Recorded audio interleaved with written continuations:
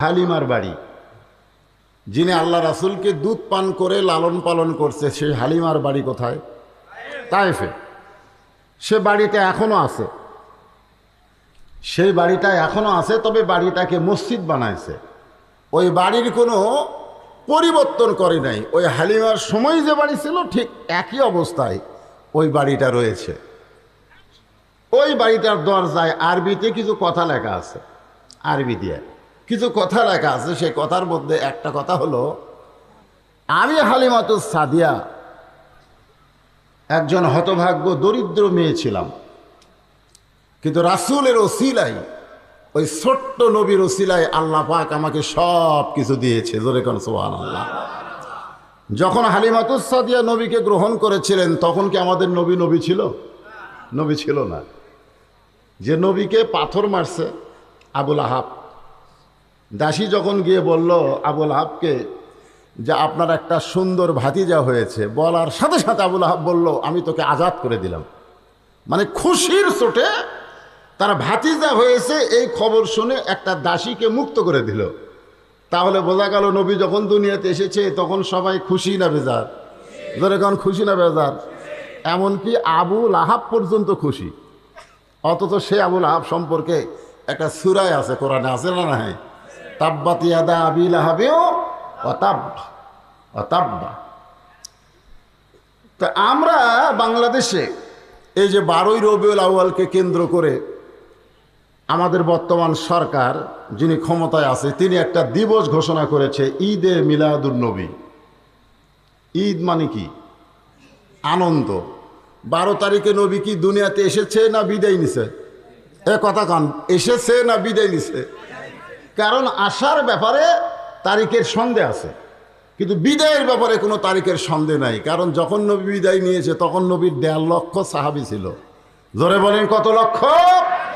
1.5 লক্ষ সাহাবী দুনিয়াতে ছিল। নবী কখন বিদায় নিয়েছে, কয় তারিখে বিদায় নিয়েছে, এর একটা ইতিহাস আছে। কিন্তু নবী যখন দুনিয়াতে এসেছে তখন তার বাপই নাই। এই জন্য আসার তারিখ নির্ধারণ হয়নি, যাওয়ার তারিখ ঠিক আছে। তো বিদায় নেওয়ার দিনে মুসলমানেরা কোনো দিন ঈদে মিলাদুন নবী পালন করতে পারে না, আনন্দের দিন ঘোষণা করতে পারে না। জোরে কোন কথা ঠিক কি না? কিন্তু আমাদের বাংলাদেশে সিধা হয় না উল্টা হয়? উল্টা হয়। তো হালিমাতুস সাদিয়া, ওই যে আরবিতে কিছু কথা লেখা আছে, তার বাংলা হলো, আমি একটা দুর্বল গাধা নিয়ে মক্কার দিকে যাচ্ছিলাম। জোরে কোন দিকে?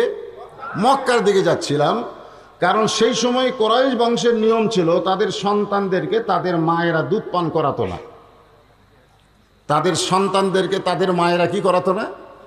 সেই সময় কুরাইশ বংশ ছিল সবচাইতে উচ্চ বংশ। সেই জন্য আমি ধনী ঘরের একটা সন্তানকে নেওয়ার জন্যে আমি দরিদ্র হালিমাতুস সাদিয়া যখন মক্কার দিকে রওনা দিলাম, রাস্তার মাঝখানেই মেয়েরা বলতেছে আর মক্কায় গিয়ে লাভ নাই, কারণ ধনী ঘরের সব সন্তান আমরা নিয়েছি, একটা এতিম সন্তান পড়ে পড়ে কাঁদতেছে যে জন্মের আগে বাপ হারাইছে। হালিমাতুস সাদিয়া বলেন, রাস্তার মধ্যেই খবর শোনার সঙ্গে সঙ্গে আমার মনে বড় কষ্ট হলো। অভাব নিয়ে মক্কার দিকে রওনা দিলাম, আর রাস্তার মধ্যে জানতে পারলাম ধনী ঘরের সব সন্তান শেষ, যেটা আছে সেটা হলো এতিম, জন্মের আগে বাবা মারা গেছে। তাহলে সেই সন্তানকে নিয়ে তো আমার কোনো লাভ হবে না। কোনো লাভ হবে?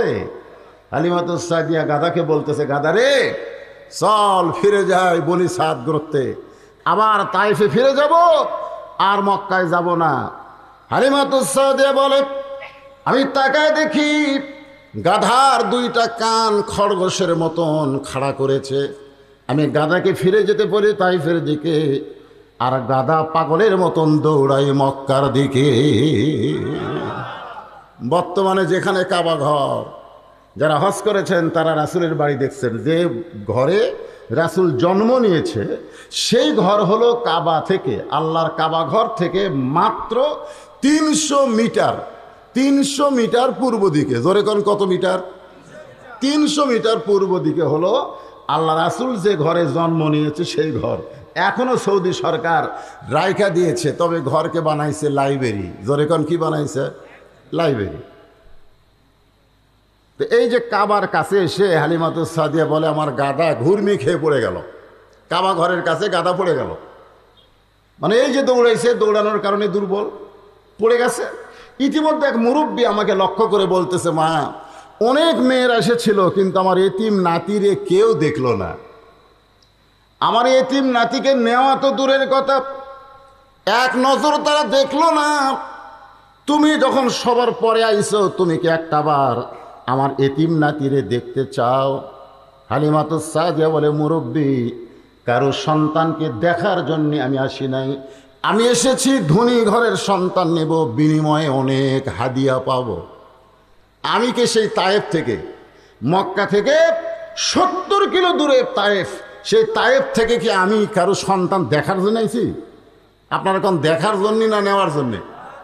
ধনী ঘরের সন্তান নেওয়ার জন্য আইছি, আর আপনি মুরব্বী কোন একটাবার দেখে যান।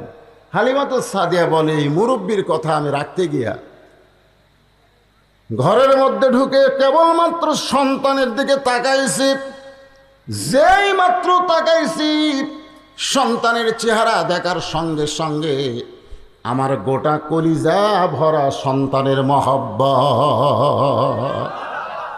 400 গ্রহ তারা তারি নূরের ইশারা, নইলে যে অন্ধকারে ডুবিত এই ধরনী। সবাই বলেন নবী মোর পরশমণি, নবী মোর সোনার খনি, নবী নাম ভাবে যেজন সেই তো দোজা হানের ধ্বনি। হালিমাতুস সাদিয়া বলে, এত সুন্দর সন্তানকে দেখার পরে আমি আর চুপ থাকতে পারলাম না, আমি দৌড়ে গিয়া তার মায়ের কোল থেকে সন্তানকে আমার বুকের মধ্যে নিলাম। ওই আল্লাহর শপথ করে বলতেছি, ওই ছোট্ট নবীকে বুকে নেওয়ার সঙ্গে সঙ্গে আল্লাহ আমার দেহের সমস্ত ক্লান্তি দূর করে দিয়েছে। ছোট্ট নবীকে কোলে নিয়ে যদি হালিমাতুস সাদিয়ার দেহের ক্লান্তি দূর হয়, আর সেই নবীকে যদি আদর্শ হিসাবে আমরা গ্রহণ করি, তাহলে আমাদের দুর্বলতা হবে না সবলতা হবে? আল্লাহ কোরআনে বলেছেন, লাকাদ কানা লাকুম ফি রাসূলিল্লাহি উসওয়াতুন হাসানা। যদি সফলতা অর্জন করতে চাও তাহলে রাসূলের আদর্শকে গ্রহণ করে নাও। আজকে বাংলার মুসলমান রাসূলের আদর্শ গ্রহণ করেনি বলে তারা অন্য কিছু ভয়ে আছে। জোরে কোন কথা ঠিক কিনা? রাসূলের সৈনিক হন, দুনিয়ার কোনো কিছুর ভয় আপনার কলিজার মধ্যে আল্লাহ দেবে না। এমন ভাবে চাপা ধরছে, এটা দেখে আমিনা বলতেছে, তুমি কে গো? অনেক মেয়েরাই ছিল আমার সন্তান ইতিম বলে ঘরের দিকে আসে নাই, আর তুমি ঘরের মধ্যে ঢুকে আমার সন্তানকে দেখে বুকে ধারণ করলা, তুমি কি আমার সন্তানকে নিবার চাও? হালিমাতুস সাদিয়া বলে, যেই সন্তানকে বুকের মধ্যে ধারণ করেছি এই সন্তানকে আর মাটিতে নামাতে চাই না। হালিমাতুস সাদিয়া ওই কথাগুলো আরবিতে লিখে রেখেছেন। আমি মক্কা থেকে নবীকে আমার ঘরে নিয়ে আসলাম, আসার পরে আমার যত অসহায়ত্ব ছিল, আমার যত কষ্ট ছিল, আল্লাহ সব কিছু দূর করে দিয়েছে। তখন কি নবী হয়েছে? না, নবী হয় নাই। তারপরেও ছোট্ট মানুষটাকে নেওয়ার কারণে হালিমাতুস সাদিয়া এত দয়া করেছে। আল্লাহ তাআলা হালিমাতুস সাদিয়ার কবর জিয়ারত করার তৌফিক আমাকে দিয়েছে। জান্নাতুল বাকির মধ্যে মা হালিমার কবর রয়েছে, বলেন সুবহানাল্লাহ। তা হালিমার কবরের পাশে দাঁড়িয়ে আমি বলেছিলাম, আল্লাহ এ কত বড় সৌভাগ্যবান নারী যে আমার রাসূলকে স্তনের দুগ্ধ পান করাইছে। জোরে খান সুবহানাল্লাহ। নবীজির পিতা আবদুল্লাহ, নবীজির মাতা আমেনা, নবীজির দুধমা। আপনার সবাই খালি নামটা মুখস্থ করার জন্য আমি এই গজলটা শুরু করলাম। আমি যেই বলবো নবীজির দুধমা, জবান খুলে বলবেন হালিমা, বলতে পারবেন না? নবীজির দুধমা, নবীজির রওজা। মাশাআল্লাহ। এখন আসেন, রবিউল আউয়াল চাঁদে আমরা নবীকে কিভাবে গ্রহণ করব, কিভাবে গ্রহণ করা দরকার। আল্লাহ তাআলা পবিত্র কালামুল্লাহ শরীফে বহু জায়গায় এই ঘোষণাগুলো করেছেন। সব জায়গা থেকে আলোচনা করা যাবে না। এই ফাঁকে আমাকে এক ভাই বলেছে, হুজুর খুব কষ্ট করে অনেক মেয়েরা এসেছে, আপনি যে ওয়াজই করেন মেয়েদেরকে মাইনাস করে ওয়াজ করা যাবে না। আমার আগে আমার বাপজান মা বোনদের কিছু ওয়াজ করছেন? কিছুই করে নাই। ওরা যে বসে আছে ওদের জন্য তো কিছু ওয়াজ করা দরকার, ঠিক কিনা কন? বর্তমানে আমাদের বাংলাদেশে অনেক নারীরা মরিয়মের মতন হয়ে গেছে। মরিয়ম বোঝেন? ঈসা আলাইহিস সালাম জন্ম নিছে, আপনারা বলেন তো ঈসা আলাইহিস সালামের বাপকে? কথা কয় না। বাপ আছে? আজকে আমাদের বাংলাদেশে অনেক মেয়েরা বাপ ছাড়াই সন্তান জন্ম দিচ্ছে। জোরে কোন কথা ঠিক কিনা? আসলে ওদের বাপকে খোঁজা বার করা দরকার। গত কয়েকদিন আগে একটা জন্ম হয়েছে, সিনেমার নায়িকা বুবলি, ও সন্তান জন্ম দিছে, এখন সবাই চিন্তা করতেছে আর বাপ কে রে। দিন দিন আমাদের মায়েরা স্বাধীনতা চাচ্ছে, পোশাকের স্বাধীনতা, ইচ্ছা মতো তারা পোশাক পরবে। আমার মা বোনদের কথা কোরআনে আছে না নাই? জোরে কোন আছে না নাই? আল্লাহ তাআলা পবিত্র কালামুল্লাহ শরীফ ইরশাদ করেন, অকরনা ফি বুয়ুতিকুন্না ওয়ালা তাবাররাজনা তাবাররুজাল জাহিলিয়াতিল উলা। আমি আজকে নবীর জীবন থেকে আপনাদেরকে আলোচনা শোনাবো, নবীর আদর্শ থেকে। শুনতে রাজি আছেন? কিন্তু সামান্য কিছু সময় আমি মা বোনদের জন্য একটু ওয়াজ করি, সামান্য। ওরা আবার ধৈর্য কম, ও সন্ধ্যার থেকে বসে আছে, একটা বক্তা মা বোনদের ওয়াজ করেনি। আমিও যদি আবার না করি ওরা হয়তো এই সজাই, আমাদের পক্ষে এক বক্তাও নাই রে। হ্যাঁ, আমার মায়েরা বোনেরা, আপনারাই হলেন তো আসল। আল্লাহ রাসূল বলেছেন, দুনিয়ার সমস্ত দামি সম্পদের মধ্যে সবচাইতে উত্তম সম্পদ হলো ইমরাহাতুস সালেহা, একজন নেককারিনী নারী। জোরে কোন সুবহানাল্লাহ। তা আমার মায়েরা যদি ভালো হয়ে যায়, মায়ের পেট থেকে সন্তানগুলো কি হবে? ভালো হবে। আজকে যে সন্তানগুলো কোরআনের মাহফিলে বসে আছে, বিশ্বাস করেন এই সন্তানের মাগুলো ভালো ভালো মায়ের সন্তান হিসাবেই তারা এই জান্নাতের বাগানে চান্স পেয়েছে। জোরে কোন সুবহানাল্লাহ। আর যে সন্তানগুলো রাস্তাঘাটে ঘোরাফেরা করতেছে, ওরা যখন মায়ের পেটে ছিল না, মা তখন পেটত নিয়ে গোটা পাড়া ঘুরিছে। ওরা মায়ের পেটের মধ্যেই ঘোরণে ব্যারাম পাচ্ছে। জোরে কোন কথা ঠিক কিনা? এরা এরা এই সাইডেও আসবে না, খালি মেলার মধ্যে ঘুরবে আর কাবাব খাবে, চাপ খাবে। আমি তো শুনলাম রসুনের চাপ আছে, চাপ খুঁজতেছে চাপ। আরে পাগলেরা, কবরের চাপ যদি খাবার না চাও তাহলে জান্নাতের বাগানে একটু সময় দাও। জোরে কোন কথা ঠিক? আমার মায়েদের জন্য সামান্য একটা ওয়াজ করি।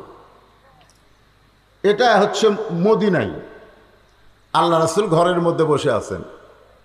ইতিমধ্যে ফাতেমা নবীর মেয়ে ঘরের মধ্যে ঢুকছে। যেই ঘরের মধ্যে ঢুকছে, নবী মুস্কি মুস্কি হাসতেছে। আপনারা বলেন তো, বাবা ঘরের মধ্যে বসে আছে আর মেয়ে যদি ঢোকে আর বাপ যদি হাসে, তাহলে মেয়েদের শরম কম না বেশি? আহা, আপনাকে এলাকার মেয়ের শরম কম না বেশি? কম। মেয়েদের শরম খুবই বেশি। আমি এটা বোঝার কারণ হলো, আল্লাহ আমাকে তিনটা মেয়ে দিছে। তিনটা মেয়ে দিছে, আমি বুঝবার পারছি তো যে মেয়েদের শরম কেমন। আমার তিনটা মেয়ের কোনো মেয়ে আজ পর্যন্ত আমার কাছে নির্দিষ্ট অঙ্কের টাকা চায়নি। যখন কোনো কিছু দরকার তখন ঘরের মধ্যে এসে ঘুরঘুর করে ঘোরে। আমি জিজ্ঞেস করি, মা কিছু লাগবে? যদি আপনি বোঝেন। আমার কাছে যদি আপনি বোঝেন। আমি পকেট থেকে বের করে 200 টাকা দিলাম, ওখানে ঘুরতেছে। আমি বললাম, মা আর লাগবে? যদি দেন। তো আবার 100 টাকা দিলাম। আমি যেই বললাম, মা আর কি তোমার লাগবে, তখন বলে আলহামদুলিল্লাহ। কেমন লাগলো? আমার তো বড় ভাইয়ের ছেলেও আছে, মেয়ে আছে। ওরে একদিন জিজ্ঞেস করলাম, কে রে ভাই, তোর ছেলে যখন তোর কাছে টাকা চায় কিভাবে চায়? তা আমার বড় ভাই বলতেছে, শালার লাগবে 106,000। এমন রাগ হয়ে গেছে, ছেলে বলতেছে শালা লাগবে 106,000। আমি সেদিন বুঝলাম নারীদের শরম আছে, পুরুষদের শরম কম। জোরে কোন কথা ঠিক? আমার সম্মানিত মায়েরা শোনেন,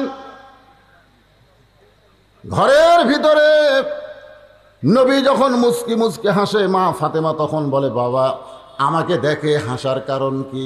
আল্লাহ রাসূল বললেন, মা একটা খবর তোমাকে অনেক দিন হলে দিবার চাই, কিন্তু খবরটা দেই না। ফাতেমা বলে, বাবা কি খবর? বলে, খবরটা হলো আল্লাহ তোমাকে তোমার আমল আখলাক দেখে খাতুনে জান্নাত ডিগ্রি দিয়েছে।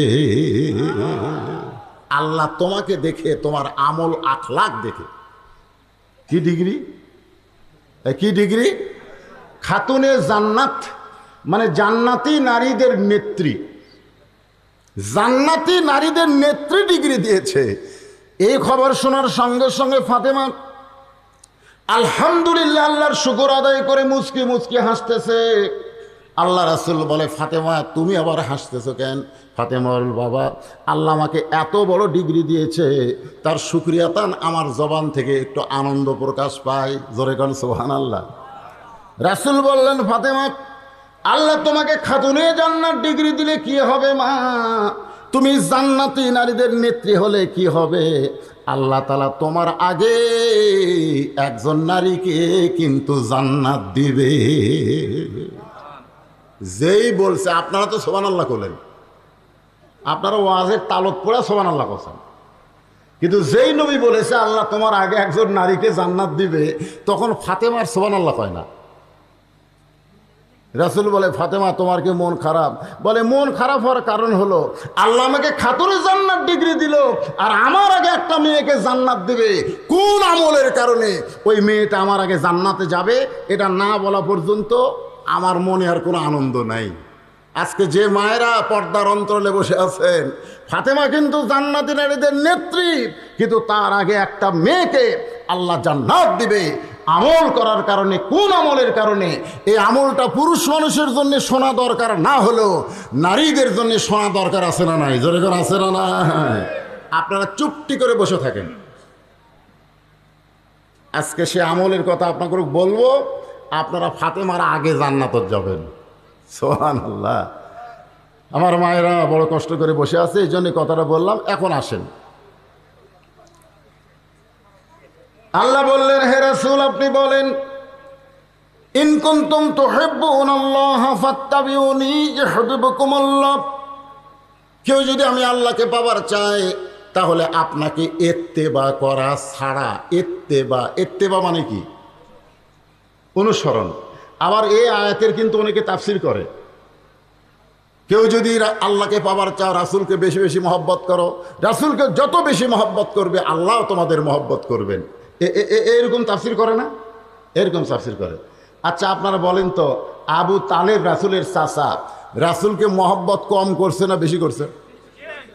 এরপরেও কি জান্নাতে যাবে? কেন যাবে না?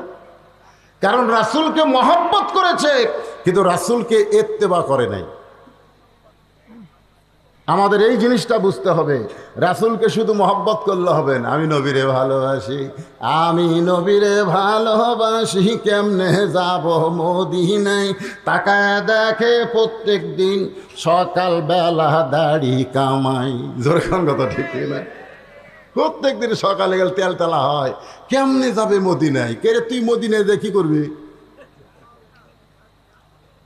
রাসূল তো তাকে গ্রহণ করা লাগবে। এখানে ইত্তেবা মানে রাসূলকে অনুসরণ করতে হবে, শুধু চেহারায় সুরতে অনুসরণ নয়, আমল আখলাকে রাসূলকে অনুসরণ করা লাগবে। জোরে কোন কথা ঠিক? হ্যাঁ।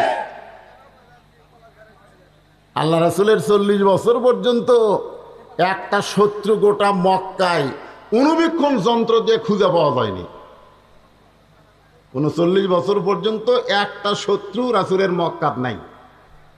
কিন্তু যেই 40 বছরে আল্লাহ তাআলা এই কোরআন শরীফ নাজিল করছে, এই যুবকেরা মনোযোগ দিয়ে শোনেন। আজকে আমাদেরকে বলে, হুজুর সব ওয়াজ করবেন না, সব ওয়াজ চলবে না। রাসূলের হওয়া থেকে 39 বছর পর্যন্ত ওয়াজ করেন, কোনো সমস্যা নাই। মানে আবু জেহেল মার্কা। জোরে কোন কথা ঠিক কিনা ভাই? কিন্তু যুবকেরা খালি ফেসবুক চালাও না। হ্যাঁ, হায় রে, 4টা যুবক কোনো জায়গায় বসলে আগে গল্প করতো, তোর বাপ কেমন আছে, তোর মা কেমন আছে। এখন আর কোনো গল্প নাই, খালি ঠেলাঠেলি, খালি ঠেলাঠেলি।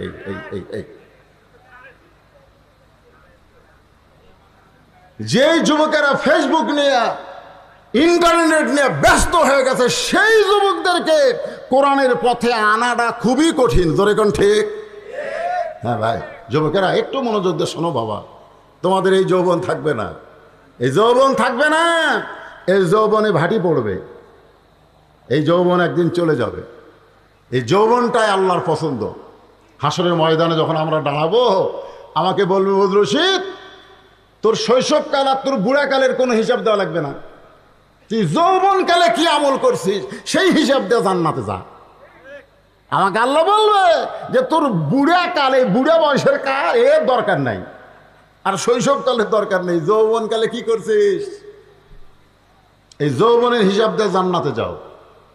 তাহলে আমরা যারা যুবক আছি এই মুহূর্তেই হলো আপনাকে হিসাবের বয়স। জোরে কোন ঠিক? প্রত্যেকটা ধাপ প্রত্যেকটা কথা হিসাব করে বলতে হবে। তাই রাস্তাঘাটে না ঘুরে ওই রোশনের চাপ না খায়া তোমরা কোরআনের মাহফিলে চাপ দাও। চলে আসো বাবা, চলে আসো, আসেন, অত্যন্ত গুরুত্বপূর্ণ আলোচনা আপনাদের সামনে উপস্থাপন করা হচ্ছে।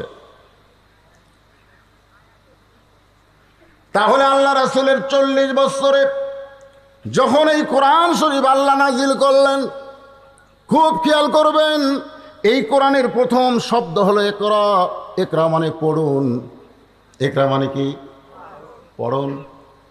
আজকে আমাদের বাংলাদেশের ছেলেরা কোরআন তেলাওয়াতে চ্যাম্পিয়ন হচ্ছে, সুবহানাল্লাহ। না খান যাদের পিছনে সরকার কোটি কোটি টাকা খরচ করে, ওরা তো বিশ্বকাপ দূরের কথা, বিশ্বের একটা চা কাপ পর্যন্ত আনবার পারে না। জোরে কোন ঠিক কিনা?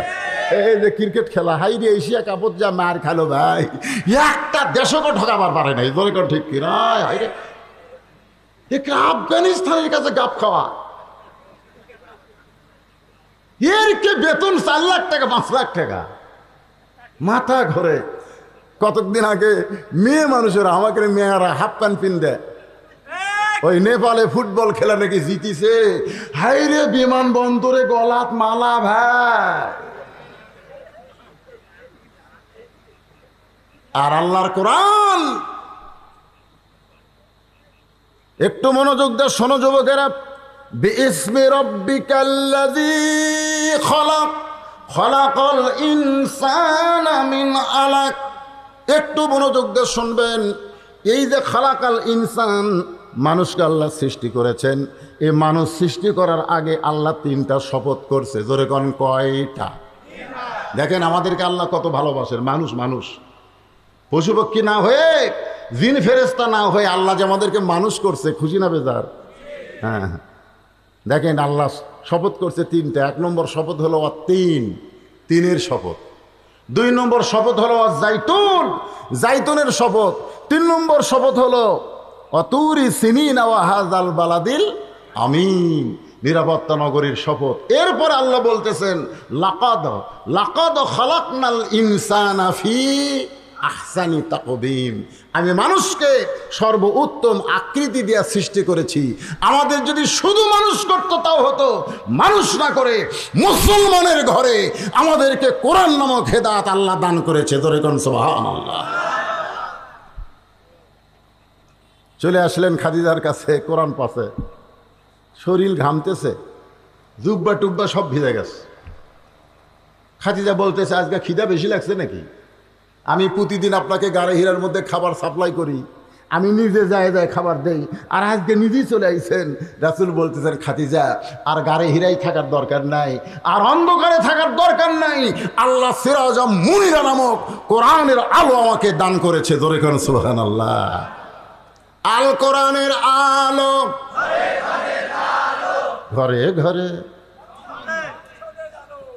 ঘরে ঘরে আলো আছে, রাস্তাতে আলো নাই। যখনই ঘরের থেকে বাইরে হলাম, ঘর তো আলো, যেই বাইরে হলাম একজন এই লাইট ধর, লাইট ধর। তখন আমার আসাদুল ইসলাম ও আবার এই মোবাইলে লাইট ধরলো। তার মানে কি খালি ঘরও তো আলো থাকলে হবে না, রাস্তা তো আলো থাকা লাগবে। জোরে কর ঠিক কি না? হ্যাঁ, তাহলে এই স্লোগান চলে কেন? এই স্লোগান তো আবু জেহেলের স্লোগান। এই স্লোগান আমাদের চলবে না। আমাদের বলতে হবে আল কোরআনের আলো সব জায়গায় জালো। জোরে কোন ঠিক? স্লোগানটা যুবকেরা, মুরব্বীরা না দেন না দেন, আপনাকে আর দরকার নেই, আপনার ওল্ড মডেল হয়ে গেছেন। আপনারা তো যুবক থেকে যদি, যৌবন থেকে যদি কোরআনের আন্দোলন করতেন, আজকে বাংলাদেশে বাতিলের কোনো আস্তানা থাকতো না। জোরে কণ্ঠে। কিন্তু আপনারা যৌবন থেকে আন্দোলন করেননি বলে আমাদেরও এখন বুড়া হয়ে এই যুবকগুলো সাইজ করা লাগতেছে। এই যুবকেরা গলা খাকারে দাও। আমি যেই বল আল কোরআনের আলো, আপনার বলবেন সব জায়গায় জানো, বলতে পারবেন না? আল কোরআনের আলো, কোরআন হাদিস যেখানে, দুনিয়ার মুসলমান লিল্লাহে তাকবীর। ঘড়ির দিকে তাকে দেখেন, রাত বাজতেছে কত? হ্যাঁ, আচ্ছা 10:55 মনে করেন, 11ই ধরেন। 11টার সময় আপনাদের চেহারা মনে হচ্ছে কেবল রাত 8টা বাজলো। একটা স্লোগান দিলে যদি আমাদের রাতের ঘুম চলে যায়, সেই স্লোগান দিয়ে বাংলাদেশের বাতিল শক্তিকে ভারতে পাঠানো যাবে কি যাবে না? কিন্তু আমরা তো আগে মোবাইল করে, হুজুর থানা থেকে কিন্তু কল হচ্ছে। হ্যাঁ, আসেন আমি রাসূলের জীবনী নিয়ে আল্লাহর কোরআন থেকে আলোচনা করব, কারণ রাসূল মানি তো কোরআন। জোরেগণ ঠিক কিনা? রাসূল যখন দুনিয়া থেকে বিদায় নিলেন, ইতিমধ্যে কতগুলো মহিলা মা আয়েশার কাছে আইছে, এসে বলতেছে, উম্মাহাতুল মুমিনিন, আল্লাহ রাসূল সম্পর্কে আমরা একটু জানতে চাই। কে জানতে চায়? কিছু মহিলারা তো রাসূলের কাছে আসেনি। এখনকার পীরের কাছে যেটা মুরিদের বইয়েরা যায়, মহিলা সাহাবীরা তো রাসূলের কাছে আসে নাই, বরং তার স্বামীরা ঈমান গ্রহণ করছে। আর সেই ঈমানের দায়িত্ব বাল্লিগু আন্নিওয়ালা আয়া তারা বিবিদের কাছে কলেমার দাওয়াত দিছে। সুবহানাল্লাহ। আর এখনকার ভণ্ডরা কি কয়, তুই মুরিদ হইছিস, তোর বউ হবি না? তো কয়, হুজুর বউ তো লাপাই হওয়ার জন্যে। কয়, তাহলে একদিন নিয়ে আয়। এরা সব মুরিদ কবে না, যারা জুয়ান তাগলা। তা জুয়ান তাগলা বউক নিয়ে গেছে যে, হুজুর আমার বউটাও মুরিদ হওয়ার চাই। তখন বলতে, তুই বাইরে থাক, তোর বউকে ভিতরে দে। ভিতরে দিয়ে দরজা বন্ধ করে মুরিদ দেয়। মুরিদ একজন নাউজুবিল্লাহ কয়, আর আগামীকাল কবেন আপনারা? হ্যাঁ, এরকম ভণ্ডামি আমাদের বাংলাদেশে আছে না নাই? হ্যাঁ, একটু মনোযোগ দিয়ে শুনবেন। আল্লাহ রাসূল সম্পর্কে মহিলারা বলতেছে, মা রাসূল সম্পর্কে আমরা একটু জানতে চাই। আয়েশা বললেন, তোমরা নবী সম্পর্কে জানবে না আমার স্বামী সম্পর্কে জানবে?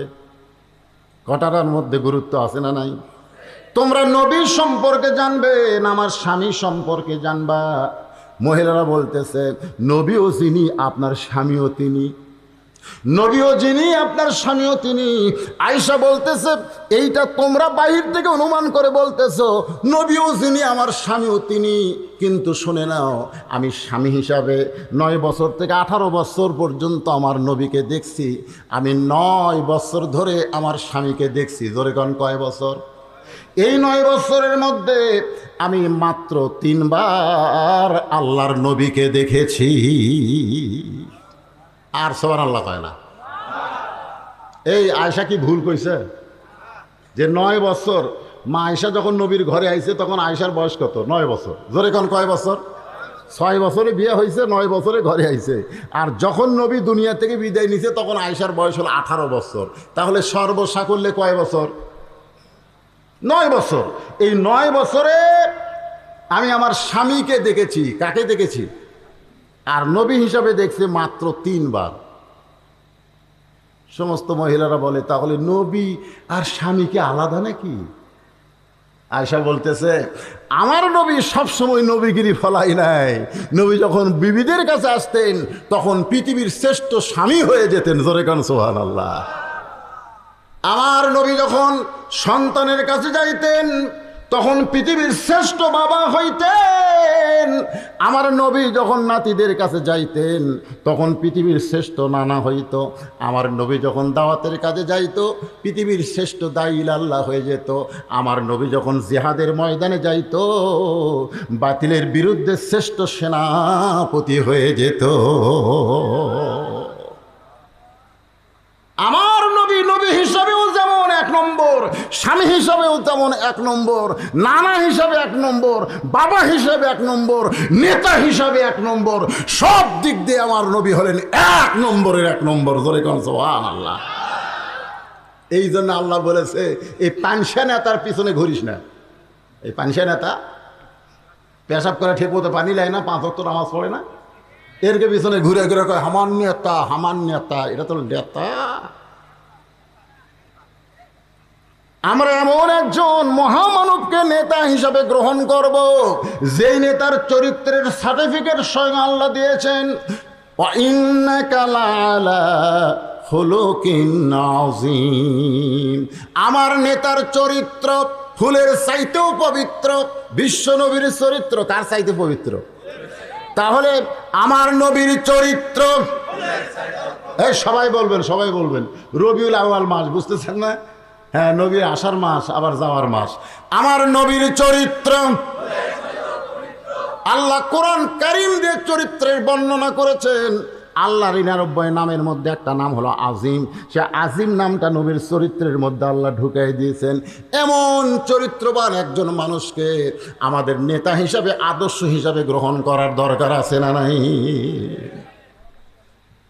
কম্বল দিয়ে ঢাকা দাও। আল্লাহ রাসূল বলতেছে খাদিজাকে কম্বল দিয়ে ঢাকা দাও। খাদিজা কয় গাও ঘামে জুব্বা ভিজে গেছে, আর এই সময় কম্বল দিয়ে ঢাকার কারণ কি? বলে ঢাকা দাও।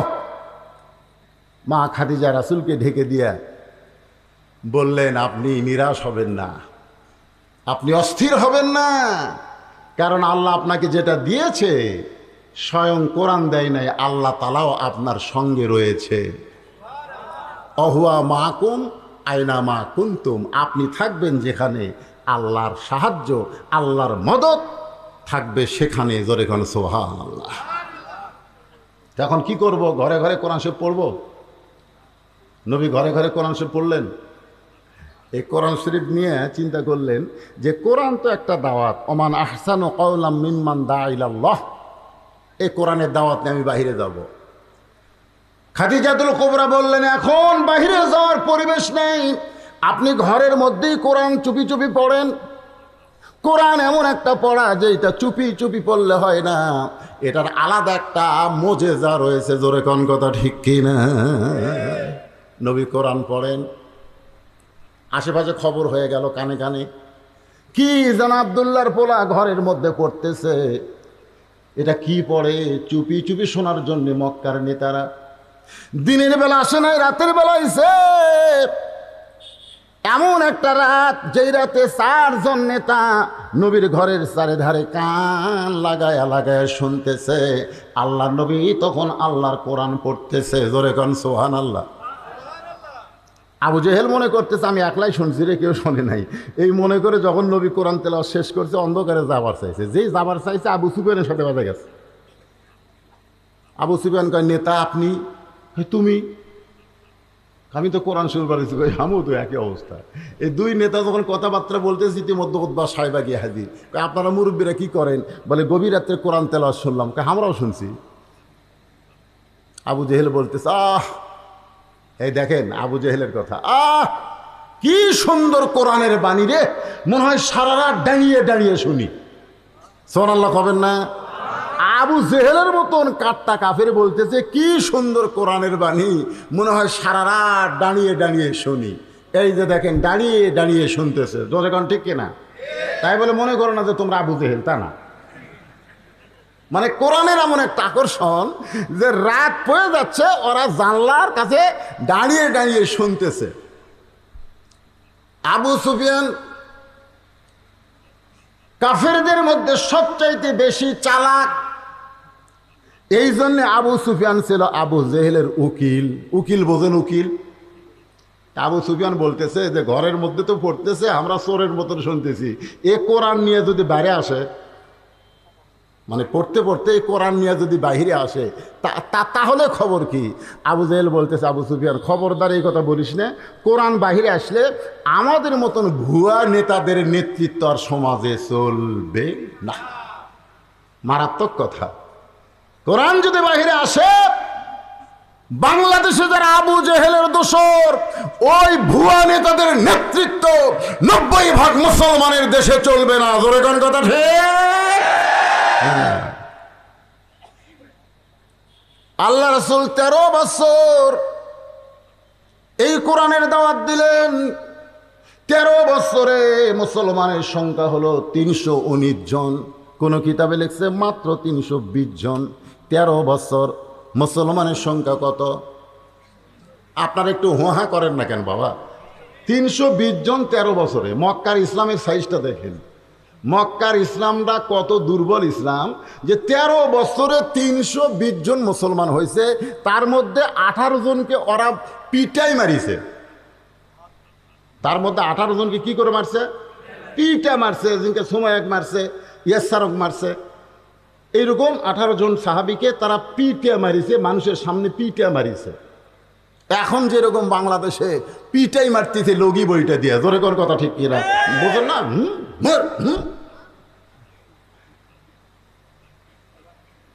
নবী আল্লাহর কাছে কয়, আল্লাহ এত কষ্ট করে এই কয়টা মুসলমান হলো, তাক যদি এরা পিটাই মারে তাহলে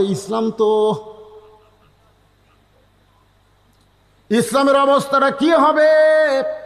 আল্লাহ বলেন, হাবিব, ইসলামের যদি বিজয় চান তাহলে আবু জেহেলকে নেতা মেনে আপনি ইমাম হলে চলবে না। এমন একটা জায়গায় আপনাকে আমি পাঠাবো যেখানে আপনি ইমামও হবেন আবার নেতাও হবে। মক্কায় নেতা হচ্ছে আবু জেহেল, রাসূল হচ্ছে ইমাম। এই জন্য ইসলামের বিজয় নেই। আমাদের বাংলাদেশে আমরা হলাম ইমাম আর নেতা কারা? কথা কয় না, কথা কয় না। সব কিছুর বেতন বাড়ে কিন্তু আমাদের ইমামের বেতন বাড়ে না।